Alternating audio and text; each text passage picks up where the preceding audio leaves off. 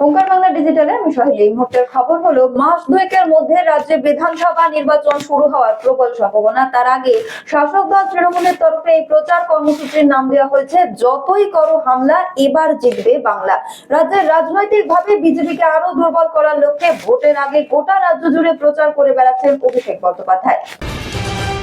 বিধানসভা নির্বাচনের আগে ফেব্রুয়ারি মাসে প্রথম সপ্তাহে শুরু হতে চলেছে পশ্চিমবঙ্গ বিধানসভার বাজেট অধিবেশন। 2026 সালের বিধানসভা নির্বাচনের আগে এটি হবে বর্তমান সরকারের শেষ অধিবেশন এবং এই অধিবেশনে পেশ করা হবে অন্তর্বর্তী বাজেট। রাজ্য সরকারের তরফে বাজেট পেশ করবেন অর্থ প্রতিমন্ত্রী চন্দ্রিমা ভট্টাচার্য। সিঁদুর অভিযান এখনো চলছে। নাম না করে পাকিস্তানকে আবারও হুঁশিয়ারি দিলেন ভারতের স্থল সেনা প্রধান উপেন্দ্র ত্রিবেদী।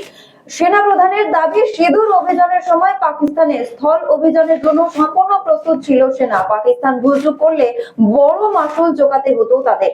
এরকমই আরো আপডেটের জন্য নজর রাখুন ওঙ্কার বাংলা ডিজিটালে।